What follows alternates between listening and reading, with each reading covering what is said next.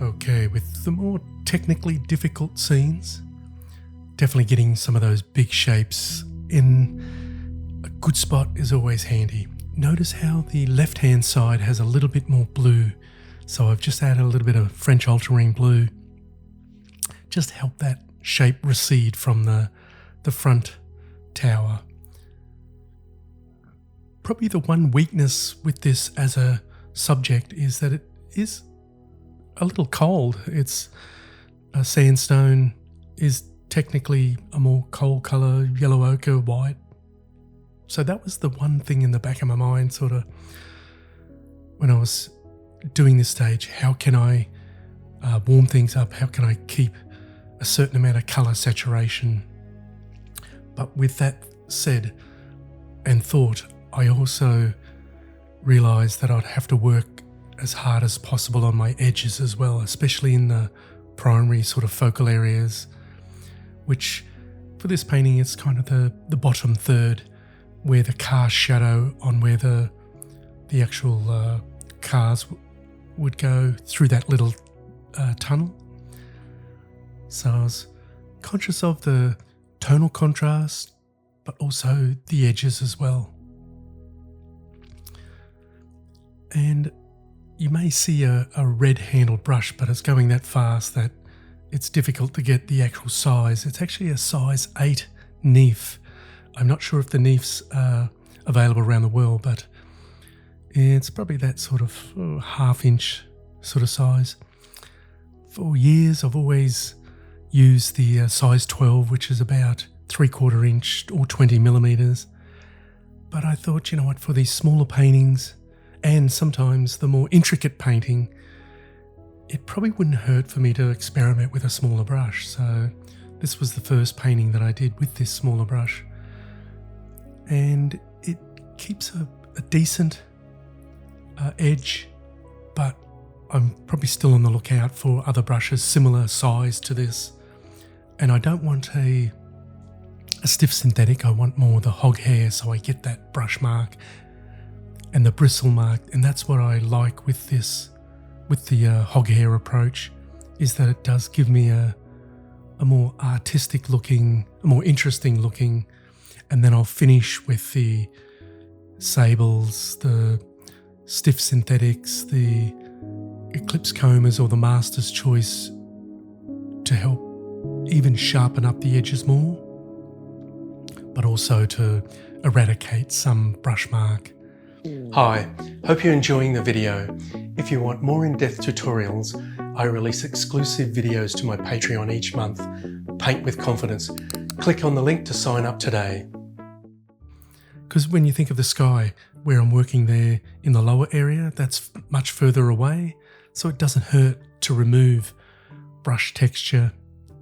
So that's really just ultramarine blue, a little bit of permanent alizarin, and a touch of yellow ochre.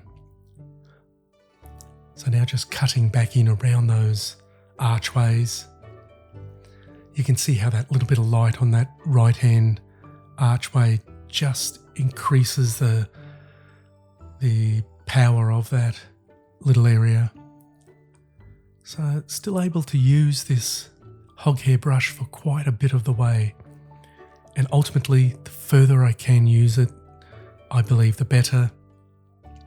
Because I can, with a new brush especially, I can get quite a nice sharp edge. So now starting to come in with the lighter lights, because I am putting the paint on as thin as possible in that first stage. This is more the second stage. So I'm sort of cleaning up, sharpening up, dropping in the shadows now. Even though I do like to get some of the darkest darks in early, then it's a matter of big area of mid-tone, then highlights, and then sometimes to finish off with some of those little dark accents. I probably do actually work a little back to front as an oil painter,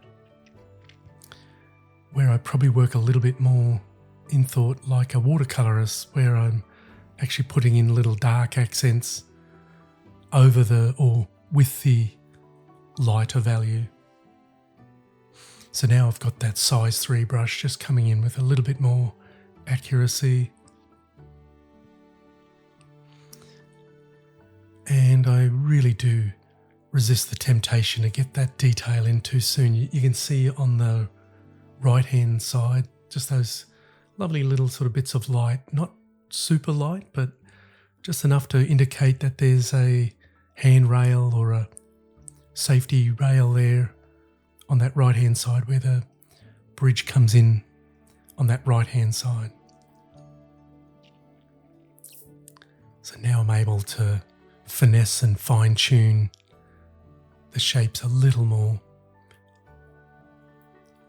The actual buildings the towers they're almost like a little small vertical building, are a bit of a work of art. I think they really were beautifully crafted in the state-of-the-art approach and techniques of the day. So I think that's quite important when it comes to painting, is really choosing as strong subjects as possible, because then that once we've got all the big shapes in place, that does make life so much easier. A few little areas I'll probably need to invent and adjust and make up, but because that area through the centre of the bridge, the two towers, is kind of a little empty and a little boring. The left and right hand sides of the painting is fine because we don't really want the eye to go out there. And there is a little railing on the that brickwork, but I'm going to turn it more into, I think, a little bit of a lamp or right about there. So I've started it as a railing, but I think it needs to be a little bigger. So let's get that water in. Really, water normally will be reflected from the sky, but it'll normally be one value darker in most situations, not every single one. Especially if it's that really does apply to still water or slow moving water like a river or a lake. This was probably one of the trickiest parts actually of the painting, was putting the stabilizers and the bracing, because it was one going over wet paint, because I never like to, when I'm doing a painting day, for me it's always wet in wet. I kind of always reserve the right to come back later and do a little bit of reworking when it's dried, completely dried. So yeah, just whizzing in those big shapes, the subtle little lines. This is always the fun part, once I've done all the hard work, but it still does require stepping back and just checking that I haven't overworked things. That is my number one dislike or fear.